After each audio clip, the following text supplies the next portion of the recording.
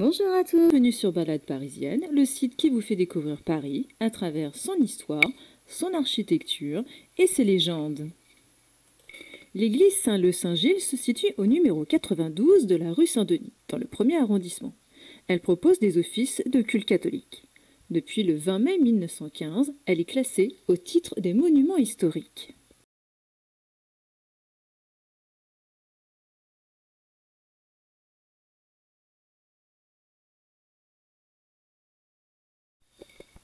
Commençons par l'étude du vocable. L'église est dédiée à Saint Loup de Sens, qui donnera Saint-Leu, et à Saint Gilles, un ermite provençal. Saint Loup est né près d'Orléans vers 573. Son oncle, Austraine, est évêque d'Orléans, tandis que son oncle, Honère, est évêque d'Auxerre.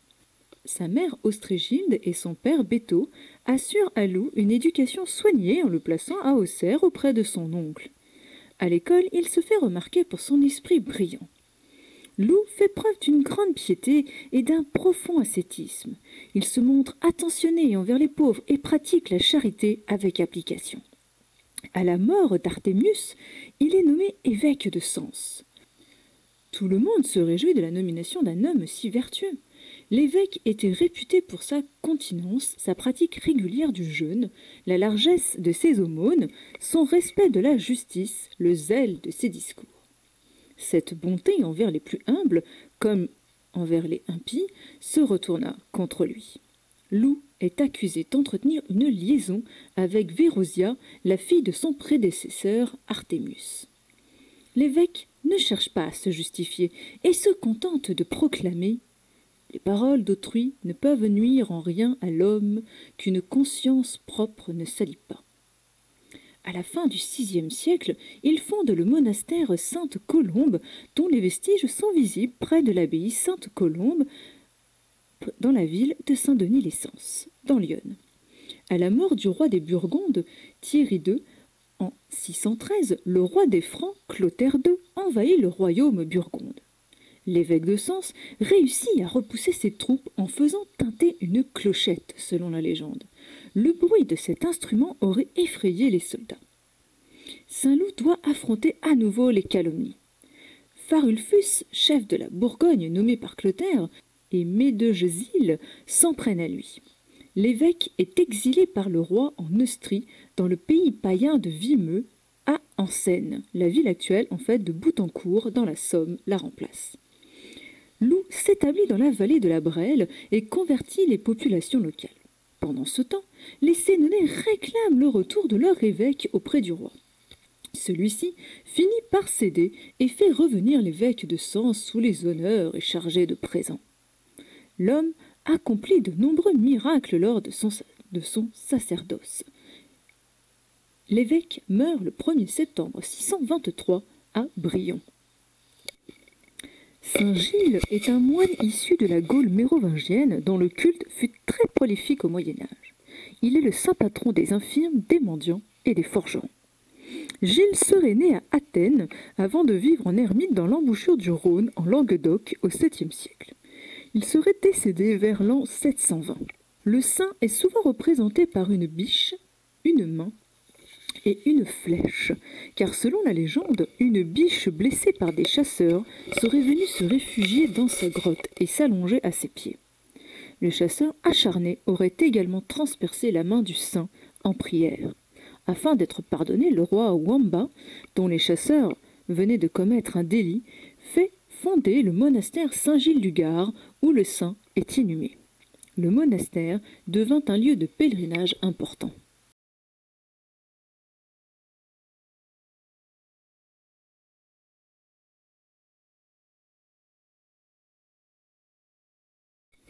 Voilà pour le vocable. Voyons maintenant un petit peu l'histoire de cette église. Pour mieux la comprendre, il faut remonter plus loin dans le temps. Une voie romaine traversait la rive droite de la Seine, la route d'Orléans menant à Rouen et traversant les rues Saint-Jacques et Saint-Martin actuelles. Le martyre de Saint-Denis et sa sépulture attiraient rapidement de nombreux fidèles. Ces derniers empruntaient la rue Saint-Martin et un chemin de traverse, la future rue Saint-Denis. Vers le 7e siècle, une chapelle est édifiée sous le vocable de Notre-Dame-des-Bois, à proximité du futur cimetière des Innocents. Au moment des invasions normandes, Hildebrand, évêque de Cèze, apporte dans ce sanctuaire, pour le mettre à l'abri bien sûr, le corps de sainte Opportune. Le calme revenu, le corps est rapatrié dans son abbaye d'origine. Toutefois, en remerciement de l'asile offert, l'évêque laisse une partie du corps à la chapelle. Un sanctuaire est aussitôt construit sous le nom de Sainte Opportune. De l'autre côté de la voie, la future donc Saint-Denis, les religieux de l'abbaye Saint-Barthélemy-Saint-Magloire, située sur l'île de la Cité, établissent, sur un terrain leur appartenant bien sûr, une chapelle dédiée à Saint-Georges et un cimetière. Ces deux établissements, bien que de taille modeste, groupaient autour d'eux les habitants du quartier. Progressivement, les religieux cèdent les terrains à des colons qui assèchent les marais, défrichent le sol et le mettent en culture. Ainsi naissent les lieux-dits du Bourg-l'Abbé, du Beaubourg, des Champeaux, des Petits Champs et bien d'autres. En 1117, le roi Louis VI le Gros autorise 2 religieux à s'installer dans la chapelle Saint-Georges. Quelques années plus tard, vers 1138, les moines de Saint-Magloire se sentant à l'étroit dans leur abbaye de la Cité viennent s'installer rue Saint-Denis. Suite à la création du marché des Champeaux, la population s'accrut et rendit nécessaire la construction d'un hôpital. Naquit ainsi l'hôpital des pauvres de Sainte-Opportune, qui prit plus tard le nom de Sainte-Catherine. Les habitants de la rue Saint-Denis demandèrent à l'abbé de Saint-Magloire de pouvoir assister aux cérémonies cultuelles dans l'église abbatiale. Les laïcs étaient regroupés dans une chapelle située à la droite du chœur. Leur présence finit par gêner les religieux qui firent construire, avec l'accord du curé bien sûr de Saint-Barthélemy et l'évêque de Paris Guillaume III d'Auvergne, une chapelle paroissiale à proximité de l'abbaye. C'est ce que nous voyons apparaître sur la carte. Les travaux débutèrent en 1235 et le nouveau lieu de culte fut dédié à Saint-Leu et à Saint-Gilles. Il s'agissait d'une petite église à nef unique sans bas-côté. En 1319 ou 1320, l'édifice est reconstruit. Menaçait-il ruine ou voulut-on simplement l'agrandir et l'adapter à l'accroissement de la population? Nous l'ignorons. Les travaux commencèrent par le chœur et les 2 dernières travées de la nef qui seules furent voûtées. L'autre partie de la nef fut conçue avec une charpente apparente. La nef se composait donc de 6 travées séparées par des piles cruciformes cantonnées de 3 colonnettes. Les grandes arcades en tiers-point étaient surmontées de baies de même forme. Le chœur, séparé de la nef par un arc triomphal brisé, se terminait sans doute par une abside à chevet plat ou une voûte en cul-de-four. La façade se composait d'un portail en arc brisé surmonté d'une rose. Un pignon dont les rampants étaient ornés de crochets terminait l'édifice. Le revers de la façade était renforcé par 3 arcades, une médiane en plein cintre, les 2 autres latérales en arc brisé aigu, dissimulées par la tribune d'orgue actuelle. Aux angles morts et vifs des boudins retombaient sur des colonnettes à chapiteaux à crochets ayant une base à scotie écrasée et tors débordant. Le portail, dont l'ébrasement était orné de colonnettes, divisées en 2 parties par un trumeau, était surmonté d'un tympan sculpté. Sur le déambulatoire s'ouvraient des chapelles. Les chapelles de l'abside étaient voûtées à nervures prismatiques complexes, têtes d'ange et fleurons en console aux retombées. Au XVIe siècle furent ajoutés les bas-côtés. Le chœur et les chapelles sont détruits en 1611 pour être remplacés par un chevet de style Renaissance, avec toutefois quelques réminiscences gothiques. Des auteurs penchent pour Charles David, l'architecte de l'église Saint-Eustache, toute proche. Le 6 avril 1709, le conseil de fabrique signe un devis avec 3 architectes, Leroy, Chastelain et Bunau, pour l'embellissement des voûtes. Les 4 premières travées de la nef étaient toujours couvertes de charpente apparente. Les travaux commencent en 1727 sous la direction de l'architecte Godot. La charpente et les murs gouttereaux sont démontés, ainsi que les grandes baies. Les fenêtres sont surélevées afin de les mettre au même niveau que les 2 ouvertures percées sous les voûtes appareillées, soit les 5e et 6e travées de la nef. Les chapiteaux sont descendus afin de leur faire recevoir les retombées des 4 voûtes en plâtre, armées de bois charpenté semblables aux autres de pierre, recouvrant les 4 premières travées. L'église prend ainsi une unité relative. Les religieux envisageaient également de modifier la façade. En 1679, Jacques de Kessel, banquier, légua à l'église Saint-Leu la somme de 14 000 livres pour l'édification d'une nouvelle façade, suivant un dessin de sieur Richier, maître maçon. La somme étant insuffisante, les travaux sont ajournés. À la même époque, Guillaume Guérin transporta en entier la flèche du clocher nord avec le beffroi sur une tour construite à cet effet au sud. La tour nord mena ses ruines. Ce fut un travail impressionnant que de faire rouler sur un échafaudage de plus de 20 mètres de haut un clocher de 7 pieds et demi de diamètre sur 35 pieds de haut, avec sa cloche pesant 2000 livres, sans toucher bien sûr à la couverture. La prouesse fit l'admiration des techniciens de l'époque. À l'intérieur, les murs furent blanchis et décorés d'une belle menuiserie, œuvre d'un dénommé Légu, et de sculptures de Guillonnet. En 1780, l'architecte Charles de Wely fut chargé d'exhausser le sol du sanctuaire et le maître-autel.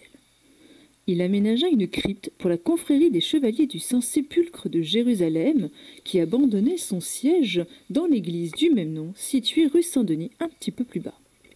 Les chevaliers apportèrent avec eux un Christ au tombeau, toujours visible. À la Révolution, l'église est saccagée. Les sculptures sont détruites, les tombeaux et les épitaphes sont supprimés, les boiseries sont démontées, les grilles arrachées, les dallages défoncés, les vitres brisées. Vendue comme bien national en 1793, l'église est convertie en dépôt de salaison par les charcutiers du quartier. Son état est si déplorable que sa démolition est envisagée. L'église doit sa survie aux interventions énergiques de son curé, l'abbé Martinet. L'édifice est rendu au culte le 6 octobre 1804. De nombreuses réparations urgentes sont entreprises les années suivantes, entre autres par Étienne Hippolyte Gode entre 1823 et 1824. En 1819, les reliques de Sainte-Hélène sont transférées de l'abbaye d'Aulvilliers dans l'église de la rue Saint-Denis sur ordre des chevaliers du Saint-Sépulcre. En 1847 et 1849, les échoppes appuyées contre la façade sont détruites. L'église paraît sauvée.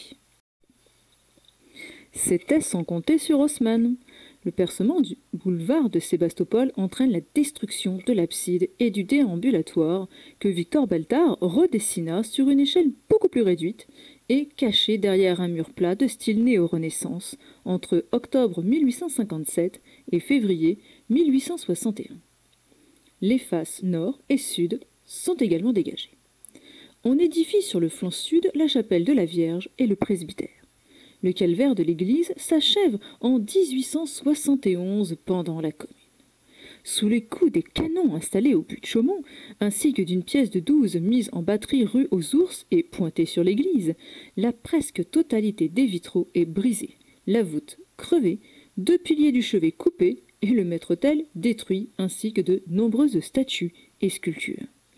Des travaux de restauration sont entamés sous la direction de l'architecte Radigeon. En 1875, la châsse de Saint-Leu est ouverte afin d'établir l'authenticité des reliques de Sainte-Hélène. Une sorte d'autopsie de son corps, enfin de ce qu'il en reste, c'est-à-dire un tronc sans tête dont les membres ont été comprimés et aplatis, est pratiquée. Les reliques authentifiées, Monseigneur Richard, archevêque de Paris, va alors les placer en arrière du maître-autel, au pied d'un grand crucifix, suspendu entre les 2 piliers de l'abside afin d'être vu de tous les fidèles. Le 16 octobre 1928, le cardinal Dubois, archevêque de Paris, célèbre une cérémonie de réintégration des chevaliers du Saint-Sépulcre. L'église devient ainsi le siège de la lieutenance de France de l'ordre équestre du Saint-Sépulcre de Jérusalem. Les chevaliers obtiennent la chapelle des fonts baptismaux pour leur cérémonie.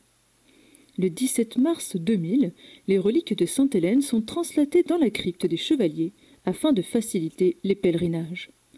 La première liturgie orthodoxe devant les reliques de Sainte-Hélène est célébrée le 22 février 2003. La paroisse est actuellement confiée aux Trinitaires. Outre ses activités de base et ses sessions spirituelles, elle porte particulièrement attention aux personnes sans domicile fixe du quartier des Halles. Le 17 septembre 2016, lors des Journées du patrimoine, une fausse alerte d'attentat dans l'église provoque l'intervention de la BRI et une alerte SAIP.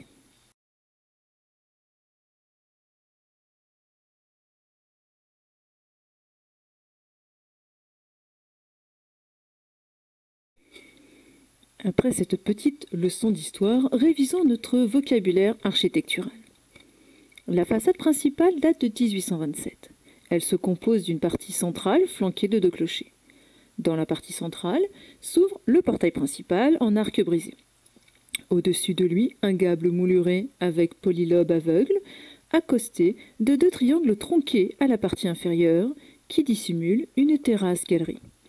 Une verrière en plein cintre et un petit fronton triangulaire encadré par les tours terminent la façade. La baie est percée d'une horloge. Le portail, bien que largement restauré en 1847, reste très intéressant. L'archivolte se compose de 2 groupes de 3 petites tores séparées par une grande gorge, retombant sur des colonnettes garnissant l'ébrasement. Au nombre de 4 pour chaque face, elles ont des bases à griffes, feuilles de lierre de 2 ans de colonnettes, des astragales en amande, des chapiteaux accrochés et des tailloirs carrés. La porte est surmontée d'un tympan. Sur celui-ci, nous pouvons lire Domus Dei et Porta Coeli, soit Maison de Dieu et Porte du ciel. L'inscription en fait renvoie à un passage de l'Ancien Testament. Jacob, s'étant endormi, fit un songe où il voyait une échelle qui menait jusqu'au ciel. Des anges le parcouraient dans les 2 sens. En s'éveillant, il s'écria « C'est ici la maison de Dieu et la porte du ciel ». Le tympan est également orné d'un triangle doré représentant la Trinité et de lettres hébraïques symbolisant le nom de Dieu. De chaque côté du portail, 2 portes latérales sont coiffées d'un arc en accolade. Les souches des clochers sont à 2 étages et éclairées par des fenêtres petites dont le linteau forme également un arc en accolade. Couvrant le toit, la couverture en ardoise est terminée par une flèche à 4 pans avec abasson et arcature. La façade sur le boulevard de Sébastopol est de style Renaissance. C'est un chevet plat encadrant les restes de l'abside, décoré de médaillons représentant la résurrection du Christ, Saint Paul refusant de sacrifier aux idoles, et dans la partie centrale, les saintes femmes au tombeau du Christ. Ce chevet décoré de pilastres doriques est percé de 2 portes à tympans circulaires, avec bas-relief et archivolte surmontée d'une croix. Cette construction, couronnée d'une corniche à arcature et balustrade, a été raccordée à l'ancienne abside par 2 arcs-boutants reposant sur des piliers dont 2 portent des statues, bien sûr de Saint-Leu et de Saint-Gilles. Le plan de l'église se compose d'une nef, sans transept, flanquée de 2 bas-côtés, d'un chœur entouré d'un déambulatoire, sur lequel s'ouvrent au nord et au sud des chapelles orientées. La nef comprend 6 travées, dont la première est occupée par la tribune d'orgue. Elle communique avec les bas-côtés par des arcades en tiers-point séparées par des piles cantonnées, recevant les nervures de la voûte, les doubleaux et les formerets. Elle est éclairée par des fenêtres en arc brisé sans meneaux, occupant toute la travée d'une pile à l'autre et s'ouvrant au-dessus des grandes arcades. Les vitraux ont laissé la place à du verre blanc. La nef est couverte d'une voûte sur croisée d'ogives retombant vers l'extérieur sur de larges formerets formant voussure devant les fenêtres. Sur la photo, nous visualisons parfaitement celle en pierre et celle en plâtre. Les grandes arcades présentent des profils différents. La première, du côté nord, est ornée d'un tore central et de 2 autres plus petits, séparés par des gorges, retombant sur des colonnettes à chapiteaux accrochés et à tailloirs polygonaux. Les bases débordantes ont une tore et une scotille très écrasée. La colonnette médiane est tronquée. Sur l'autre face de l'arcade, une console moderne moulurée remplace colonnettes et chapiteaux. Dans les deuxième et troisième travées, des deux côtés, cette fois aussi bien à gauche qu'à droite, les arcades sont décorées d'un tore souligné de 2 filets, entouré de gorges et d'un petit tore également entre 2 filets. Dans la quatrième travée, même profil, sauf que le tore central est orné d'une baguette. Les cinquième et sixième travées se caractérisent par une mouluration formée d'un méplat entre une série de gorges. Tous ces arcs retombent sur des culots à tailloirs polygonaux à 5 pans, dont 2 sont concaves, sauf pour la troisième arcade nord où les culots sont petits, arrondis, moulurés et terminés par une coquille. Des 3 colonnettes supportant les retombées des branches d'ogive et des doubleaux, la médiane est tronquée, à mi-hauteur, et terminée par une tête d'angelot refaite au XIXe siècle. Les chapiteaux à tailloirs polygonaux sont décorés de 2 rangées de feuillages retroussés, finement sculptés, sauf pour les cinquième et sixième travées nord, dont certains chapiteaux ont des tailloirs à bec et des corbeilles accrochées. Les branches d'ogive se réunissent à des clés arrondies et unies, sauf celles en pierre des cinquième et sixième travées qui, elles, sont ornées d'une tête et d'une couronne de feuillage. Les formerets sont bordés de boudins en avant et en arrière, qui retombent sur des colonnettes ornées de chapiteaux à corbeilles circulaires non ornées, placés à un niveau plus élevé que les chapiteaux recevant les nervures de la voûte. La nef est séparée du chœur par un mur épais formant un immense arc brisé, mouluré de tores séparés par des gorges. L'intrados de l'arc est porté par 4 colonnettes recevant les ogives et les formerets de la dernière travée. Leurs chapiteaux sont ronds, sans ornementation, exception faite pour ceux qui regardent la dernière travée, décorée de feuillages accrochés. La colonnette médiane tombe sur un culot à facettes. Le mur de l'arc triomphal est entaillé et se termine en bas par une console à palmettes. Le bas-côté gauche offre 6 travées voûtées d'ogives à mouluration puriforme se réunissant en courbe autour de clés centrales ornées. Elles sont séparées par des arcades en arc brisé formant doubleau, profilées d'un méplat accosté de 2 parties concaves, retombant vers le nord sur des piles ondulées à 3 ressos sans chapiteaux, et vers la nef sur des culots. L'axe de ces arcades est différent de l'axe du bas-côté, légèrement déporté vers la nef. Sur le bas-côté s'ouvrent des chapelles modernes, sauf une qui appartient à l'ancienne construction puisqu'elle est encastrée entre les piles. Le vitrail de la baie donnant sur la rue Saint-Denis représente les apôtres. Ils sont représentés avec les emblèmes qui les ont fait témoigner du Christ. Dans l'ordre, nous avons Pierre, André son frère, Jacques le fils de Zébédée, Jean le frère de Jacques, Philippe, Barthélemy, Thomas, Matthieu le collecteur d'impôts, Jacques le fils d'Alphée, Jude le fils de Jacques, Simon le zélote, et c'est tout. Ah, il y a un problème, parce que là je n'en ai que 11. Et oui, le 12e a tout simplement été effacé. Il s'agit de Judas Iscariote, celui qui va trahir le Christ. Il sera d'ailleurs remplacé à sa mort par Matthias. Le vitrail de la première chapelle illustre la création du monde, ainsi qu'Adam et Ève chassés du paradis terrestre. Elle contient une cuve baptismale datant de l'époque Louis XVI avec un décor à gaudron. La chapelle Saint-Antoine de Padoue comporte 2 petits tableaux datant du XVIIe siècle, l'Adoration des bergers, œuvre de l'école française, et la fuite en Égypte. L'adoration aux bergers montre la relation entre la nativité et l'Eucharistie. Le Christ va s'offrir dès sa naissance, comme le montre le geste de la Vierge qui enlève le linge pour dévoiler le bébé et le faire voir aux bergers. Jésus est allongé sur des épis, préfigurant le pain nécessaire à l'Eucharistie, couché dans une mangeoire, annonçant le dépouillement sur la croix. Marie observe l'agneau, tandis que saint Jean-Baptiste le désigne du doigt en référence à l'agneau pascal. Le vitrail illustre la vie de saint Antoine. Le vitrail de la chapelle Sainte-Geneviève illustre, comme vous pouvez vous en douter, la vie de la sainte.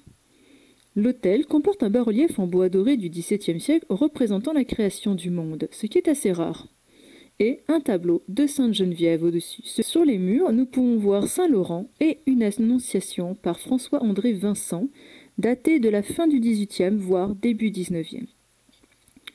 Toute la chapelle Saint-Joseph est revêtue de boiseries. L'autel est surmonté d'une statue de Saint-Joseph. Les vitraux racontent la vie du saint et l'enfance du Christ. Le vitrail de la chapelle suivante illustre le thème du jugement dernier avec la pesée des âmes. Les, mo- les murs sont décorés de 2 tableaux de l'école française datant du XVIIIe siècle, l'Annonce au berger et l'Enfant Jésus adoré par les anges. Au centre de la pièce se dresse une Vierge de Pitié. Les verrières de la chapelle Saint-Jean-Baptiste illustrent la vie du saint. La pièce contient un confessionnal et le sceau des Trinitaires. Le bas-côté sud est l'œuvre de Baltard. Il n'a jamais eu de chapelle précédemment. Il est composé de 6 travées voûtées d'ogives se réunissant autour d'une clé non ornée, retombant sur des culots ancrés dans les piles de la nef et sur des pilastres engagés au sud. S'ouvrent, par des arcades en plein cintre, les différentes chapelles. Le vitrail de la façade donnant sur la rue Saint-Denis illustre l'arbre de Jessé. L'ancienne chapelle des fonds baptismaux a été décorée par Jean-Louis Bézard et Desgoff en 1869. Elle présente une voûte à 2 compartiments en ogive dont les branches se réunissent autour de clés pendantes et d'autre part retombent sur des culs de lampe ornés de palmettes. Les peintures murales illustrent le baptême du Christ et le péché originel, entourés par l'ange de la sagesse, l'ange de la pénitence, l'ange gardien, l'ange du baptême et l'ange de la rédemption. Fermée d'une grille, la chapelle sert de salle capitulaire aux chevaliers du Saint-Sépulcre de Jérusalem. Le vitrail de la chapelle Sainte-Anne raconte la vie de Sainte Anne et l'enfance de Marie. Nous pouvons y voir une statue en marbre de Sainte Anne et de la Vierge, œuvre de Jean Bulent, pour le château d'Écouen datant du XVIIe siècle. Sur les murs, nous admirons le Christ et la Samaritaine datant du XVIIe siècle, ainsi qu'un Jésus naissant datant du XVIIIe siècle.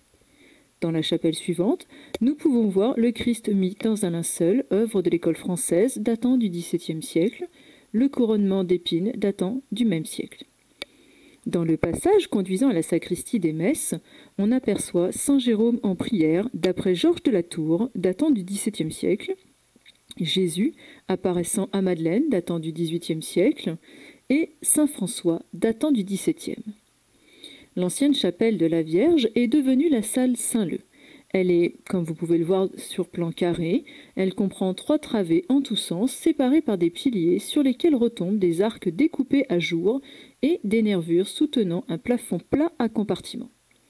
Divers tableaux décorent la pièce. Nous avons Saint Gilles découvert dans sa retraite par le roi des Goths, par Monvoisin datant de 1827, la Visitation par Émile Vernet-Lecomte datant de 1847, le Christ chassant les marchands du Temple par Pierre Poisson datant de 1827, le Martyre de Saint-Jean Népomucène par Michel Marini datant de 1828, l'Annonciation par Jules Quentin et Saint-Leu délivrant les prisonniers par Dubois datant de 1827. Les 3 chapelles longeant la sacristie et donc donnant sur la nef sont dédiées à la Vierge. Les murs sont recouverts d'ex-voto. S'y trouve également une statue en marbre de la Vierge par Dumont datant de 1839. Dans le deuxième passage menant à la sacristie, nous pouvons observer 3 intéressants bas-reliefs en albâtre de Nottingham datant du XVe siècle. Selon la tradition, ils proviendraient du cimetière des Innocents. Ils devaient faire partie d'un retable. Ils figurent la trahison de Judas, la scène et la flagellation. Ils sont placés dans de petits cadres et protégés par une vitre. Dans la scène de la trahison de Judas, nous voyons au centre le Christ tourné vers la droite. Judas s'approche de lui pour l'embrasser tandis qu'un soldat en armure, qui saisit son coutelas de la main droite, a déjà posé la gauche sur le Christ. Derrière celui-ci, Saint Pierre remet son épée au fourreau, tandis que Malchus est étendu par terre au premier plan. Sur un plan plus élevé se tiennent 4 soldats en armes, l'un ayant une lance en main et l'autre une hallebarde. Le bas-relief du milieu représente la scène. Il forme pour ainsi dire 2 registres. Un supérieur groupant des personnages à table, l'autre inférieur des personnages placés en avant et au-dessous de la table. À la partie médiane se trouve le Christ avec un large nimbe. Au devant de sa poitrine est la tête de Saint Jean imberbe. Le Christ lui donne un fragment de pain de la main droite, ayant l'autre main appuyée sur un pain. À sa droite et à sa gauche se trouvent 2 apôtres portant à leur bouche un morceau de pain. Celui de gauche a l'autre main appuyée sur un calice, celui de droite la main sur un pain. À gauche, 2 autres apôtres dont un sur un plan plus lointain. Au-dessous de la table, 4 apôtres forment le centre de la scène. Celui de droite porte à sa main gauche un sac, et sa main droite attire vers lui le plat placé sur la table devant le Christ et contenant 2 poissons. Dans ce mouvement, il fait tomber le plat. Il s'agit de Judas. Les autres ont les mains levées. Dans les angles droit et gauche, 2 corps d'apôtres au second plan. Le troisième relief représente la flagellation. Le Christ, la tête entourée d'un nimbe, est nu, sauf un linge noué autour de ses reins. Il est attaché par les mains à une colonnette grêle, à chapiteau évasé à crochet, avec tailloir polygonal. Il tourne la tête vers la droite et lève légèrement la jambe gauche. 4 bourreaux aux vêtements collants l'entourent, s'apprêtent à le frapper, tenant élevés derrière leur tête des fouets à 3 queues. Le chœur est surélevé par rapport à la nef. Malgré cette différence de niveau, le raccord des 2 parties de l'édifice est habilement traité par l'aménagement, au-dessus de l'arc, d'une tribune en encorbellement ornée de tourelles, de balustrades et de statuettes, adossée au pignon sur lequel vient buter la charpente de la nef. On y accède par les combles. Le chœur est composé de 2 travées droites et se termine par un chevet pentagonal. Les grandes arcades sont en plein cintre dans les parties droites et en arc brisé aigu dans les parties tournantes et sans mouluration. La première au nord est surmontée d'une fenêtre en plein cintre sans remplage, témoin de reprises inachevées. Au-dessus des autres arcades, des baies avec remplage en plein cintre formant triplet versent une lumière abondante sur l'autel. Voûté sur croisée d'ogives avec formerets étrisionnés par un lierne suivant le grand axe, orné de 3 clés pendantes décorées de fleurs, de médaillons et d'angelots aux intersections des branches. Les piles cruciformes forment pilastres vers le chœur et sont surmontées de chapiteaux doriques. Elles sont décorées de motifs en stuc, décorations florales supportant les initiales MA et JHS alternativement.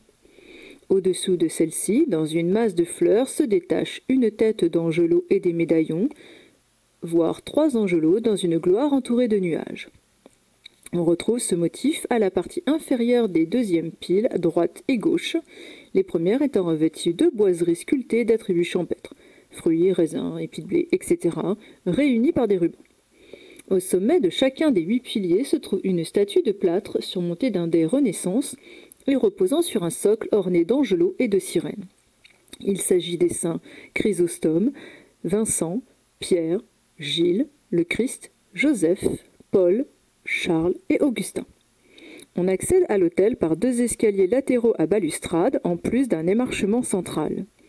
Les vitraux au pourtour du chœur de l'étage supérieur représentent les 4 évangélistes, Saint Jean et Saint Luc au nord, Saint Matthieu et Saint Marc au sud, accompagnés de leurs symboles. Le déambulatoire comprend 8 travées limitées par de grandes arcades en plein cintre élevées, retombant sur des pilastres à mouluration classique. Les voûtes portent sur des branches d'ogives moulurées. La première travée au nord, séparée du bas-côté par un arc surbaissé, est tronquée en plan. Au-dessus de cette première travée s'ouvre une fenêtre en arc brisé sans meneaux qui éclaire la partie nord du déambulatoire. Sur ce dernier s'ouvrent 8 arcades en plein cintre formant l'entrée des chapelles orientées et 3 chapelles aveugles correspondant à la destruction du chevet en 1858. 2 d'entre elles servent de passage vers le boulevard de Sébastopol. Les arcades sont supportées par des pieds droits dont les jambages offrent une série de parties concaves se continuant avec les bases et couronnes de feuillage finement sculptées, avec au centre une tête d'angelot. Leurs clés, sauf la première au nord et la dernière au sud, simplement épanelées, sont décorées des armoiries des chevaliers du Saint-Sépulcre de Jérusalem, sculptées vers 1820. Je vous rappelle que toutes les armoiries avaient été supprimées pendant la Révolution. Au-dessus des arcades, séparées d'elles par un bandeau mouluré, s'ouvrent des fenêtres en triplet à meneaux curviligne Renaissance. Les fenêtres des chapelles ont des remplages formant des baies géminées. Les voûtes des chapelles sont ornées de liernes et de tiercerons, se réunissant à 2 ou 3 clés ornées, descendant sur des culots décorés d'angelots et de fleurs. Dans la première chapelle gauche, on voit la tentative d'assassinat sur Saint-Charles par Laval datant de 1827. Dans la chapelle des Saint-Anges, les vitraux sont consacrés au Saint-Ange gardien. Sur les murs se dresse le tableau de Jean Restou, Les Pèlerins d'Emmaüs, datant de 1763. Observez comme la lumière part du Christ et rayonne sur le visage des disciples. Pourtant, les deux disciples ne semblent pas voir Jésus. Leurs corps sont tendus vers une voie, vers un appel, prêt au voyage. La présence du pain et du vin fait référence à l'Eucharistie et au sacrifice du Christ. Les vitraux de la chapelle du Sacré-Cœur montrent la scène, la crucifixion, l'apparition du Sacré-Cœur à Sainte-Marguerite-Marie à la Coque et une vue du Sacré-Cœur de Montmartre. Cette chapelle fut décorée par Cibot en 1859. Nous pouvons voir les Saintes Femmes au tombeau, la glorification de la croix et l'apparition de Jésus à Sainte-Marguerite-Marie à la Coque datant de 1842. Depuis 2005, cette double chapelle est devenue un lieu de mémoire pour les personnes décédées dans la rue. Quand un SDF décède, son corps est placé dans un caveau à décomposition rapide. Au bout de 5 ans, ses restes sont incinérés et dispersés dans le jardin du souvenir. Cette chapelle permet de ne pas les oublier, permet à ceux qui les connaissaient de se recueillir. Les lieux furent placés sous le patronage de saint Benoît-Joseph Labre. Son buste a été réalisé par le père Denis Étier du diocèse de Créteil. Le chevet est décoré de peintures murales réalisées par Cibot en 1859. L'agneau s'offrant pour racheter le monde, les 3 vertus théologales, la foi, l'espérance et la charité, Jésus et l'Éternel recevant les bienheureux. Les murs de la chapelle Saint-Leu ont été décorés par Cibot, toujours, en 1863. On peut y voir Saint-Leu habillant un pauvre, la prédication de Saint-Leu en prière. Un tableau de Goyer datant de 1840 décore l'autel Saint-Leu guérissant un enfant. Dans le renfoncement de la chapelle se trouve un tableau attribué pendant longtemps à Philippe de Champaigne. Saint François de Sales sur son lit de mort. La dernière chapelle est ornée d'un Christ en croix, œuvre de cordonnier datant de 1926, ainsi que d'un crucifix en bois doré. Les 2 baies illustrent différents saints et saintes tels que Clotilde, Leu, Gilles, Aude, Denis, Victor et bien d'autres que je vous invite à aller voir sur place. La crypte communique avec le déambulatoire par 2 escaliers. De forme ogivale, elle est à 8 travées séparées par des colonnes engagées doriques. Elle forme coupole surbaissée éclairée par en haut. Outre la châsse de Sainte-Hélène, le Christ en plâtre, la crypte contient également 2 tableaux peints sur bois, une Vierge à l'enfant et un Christ. Le premier orgue construit pour l'église Saint-Leu datait de 1603. Il avait un buffet plus petit que l'instrument actuel. En 1620, un contrat est signé avec le maître faiseur d'orgue Sieur le Prêcheur pour l'entretien de l'instrument. En 1637, le faiseur d'orgue Guy Joly agrandit l'instrument avec un positif de do, 3 claviers et un pédalier pour 27 jeux. La décoration est confiée à la peintre Françoise Leloy. En 1658, un nouveau buffet est réalisé par le menuisier Christophe Dureau. Dans le devis, il était prévu 2 tourelles latérales, mais une modification du plan dota chaque extrémité d'une petite tourelle semblable à celle du milieu. Celle-ci, d'ailleurs, devait être remplacée par une tourelle plus grosse. Le 12 juillet 1671, un contrat est signé avec Étienne Enoch, facteur d'orgue, afin de modifier l'instrument. On établit un jeu de trompette, puis un jeu de clairon et un jeu de voix humaine. Le buffet d'orgue fut rétabli en 1701. L'orgue fit l'objet d'une réfection complète par François-Henri Clicquot entre 1786 et 1788. Ce facteur renommé refit entièrement l'instrument tel que nous le voyons aujourd'hui. Le petit buffet, avec sa grande plateforme centrale, est l'œuvre de Clicquot. La Révolution et la transformation de l'édifice en magasin de salaison vont grandement abîmer l'instrument. Dès 1796, l'abbé Morel écrivit au préfet de la Seine pour lui demander des crédits et l'alerter sur l'état de l'instrument. Il faudra attendre 1854 pour que l'argent soit versé à la paroisse. Les travaux sont confiés au facteur d'orgue Antoine-Louis Suret et ils ne furent pas au goût de tout le monde. Roguiel, dans son livre sur les orgues de Paris, écrivit « Au XIXe siècle, on répara l'orgue et on fit des jeux nouveaux. Pour masquer les augmentations projetées, on imagina d'ajouter dehors aux grandes tourelles 2 autres de forme concave, de proportions mal calculées pour produire un bon effet dans l'ensemble. Puis on installa dans l'intervalle compris entre les 2 tourelles principales la boîte d'expression du nouveau récit. En 1912, l'orgue fut réparé par Charles Mutin sous la direction de l'organiste de Vallombrosa. Le 20 mai 1915, l'instrument est classé au titre des monuments historiques. En 1925, une soufflerie électrique est installée. Abîmée lors d'un incendie en 1974, l'orgue devient inutilisable. Un état des lieux est réalisé en 2011. Hélas, le coût onéreux des réparations, entre 200 000 voire 500 000 euros, laisse le projet en suspens. Comme vous pouvez voir sur cette photo qui montre l'envers du décor, on voit très bien que l'instrument est abîmé.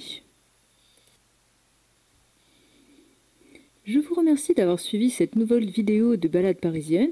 J'espère que la visite vous a plu et surtout que je vous ai aidé à découvrir un monument de Paris. Je vous dis à très bientôt sur le site et en attendant, je vous souhaite une excellente journée.